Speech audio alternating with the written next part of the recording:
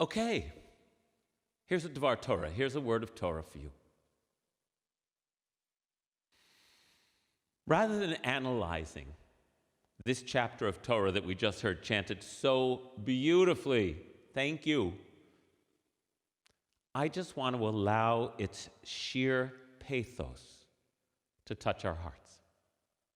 Sarah is overcome with jealousy. Abraham is completely torn. He loves both of his children. Sarah's Isaac and Hagar's Ishmael. Yet Sarah will not allow Hagar and Ishmael to remain. Hagar is powerless, and her little boy is just a boy. So it's time for a krecht. Oh, what a mess. Then the story breaks my heart. I quote, this is just what we were chanting. Early the next morning, Abraham got up and took bread and a water skin and handed them to Hagar, placing them and the boy on her shoulder. Then he cast her out. Trudging away, she wandered aimlessly in the wilderness of Beersheba. When the water in the skin had run out, she cast the child under a bush, and she left him there and walked a distance of a bow shot away, thinking to herself, I don't want to have to see my child die. Sitting down, she raised her voice and wept. Genesis chapter 1, verses 14 to 16. All the mothers who have not been able to save their children. I barely have words for this sorrow. And awful enough when the causes are impersonal. Illnesses, accidents, genetics. But when these deaths are the result of human indifference or cruelty, and when they are the result of twisted social norms and structures that have no qualms about writing off whole segments of humanity, then my sorrow mixes with fury. We Jews have this terror imprinted within our muscles and bones. It begins with Pharaoh's soldiers, tearing baby boys out of their mother's arms to cast them into the Nile. We have accounts of mothers besieged during the Crusades, suffocating their children to ensure them a less painful death. Centuries of pogroms and massacres, senseless murder, and of course, selections at the concentration camps of the Nazis. Hey, is it any surprise then that the Jewish mothers developed a reputation for being overprotective? You know, the Jewish mother love that I resented and resisted as a child, I actually came to cherish it as an adult. But I also know that as an American Jewish boy, growing up after World War II, my life was never in particular danger. By some fortunate twist of fate, my family and I hit the jackpot and were accorded the status of white. My mother's fears were legitimately inherited, but in our suburban circumstances, they were, thank God, mostly unfounded. I was free to roam, and I had protection. If I needed help, I could call a policeman. A photo I want to share with you. This is George Floyd, at about 6 years old, sleeping in his mother's arms. Her name was Larcenia Floyd, but everyone knew her as Miss Sissy. Miss Sissy passed away 2 years ago at the age of 71.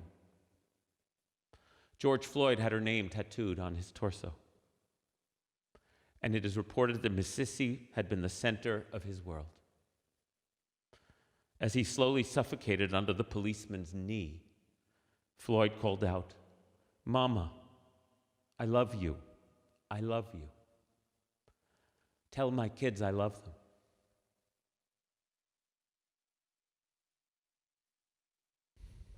The Torah says, and Hagar walked a distance of a bow shot away, thinking, I don't want to have to see my child die.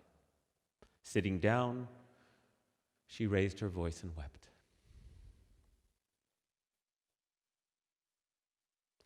Our hearts were broken when we witnessed George Floyd's murder this past May.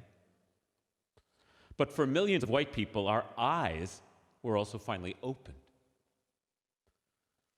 My mother taught me to go up to a policeman if I needed help. Mothers of black children have to have a different talk as they try to protect their children's lives.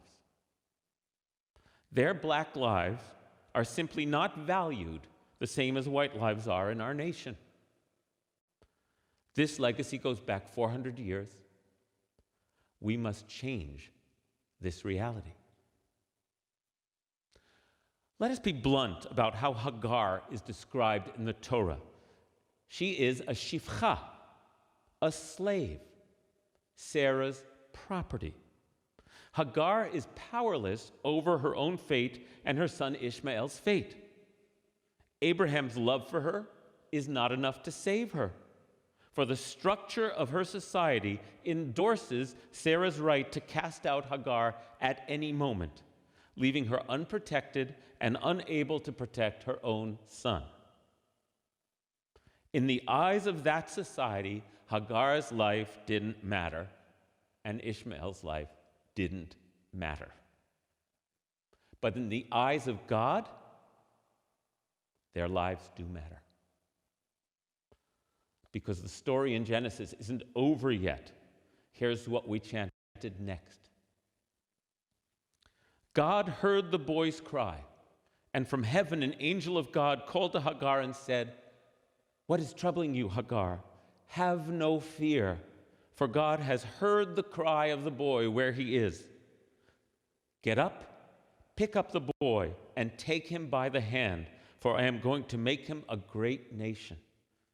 And the text continues, God then opened her eyes, and she saw a well, and she went and filled up her water skin and gave the boy to drink. God was with the boy, and he grew up. He lived in the wilderness of Paran and became a bowman, and his mother took him a wife from the land of Egypt. He grew up. Judaism is crystal clear about this, completely consistent in the Torah.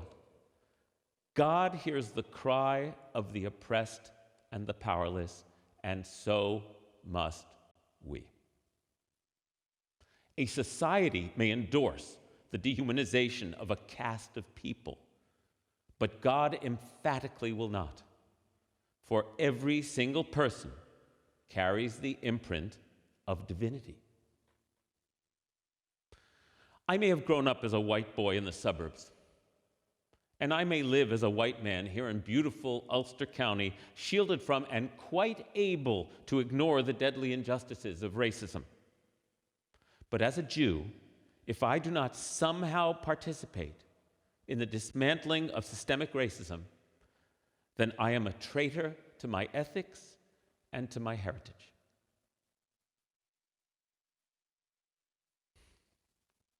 In our Torah story, God comes through where human society will not. God is showing us what we must do. For if, as our Torah insists, and as I've mentioned several times today, we are made in God's image, then we too must hear the cries of the Ishmaels and the George Floyds of our world. We too must support the Hagars and the Mississis of our world to keep their children alive and safe. This is Judaism's clear mandate. Let's get to work.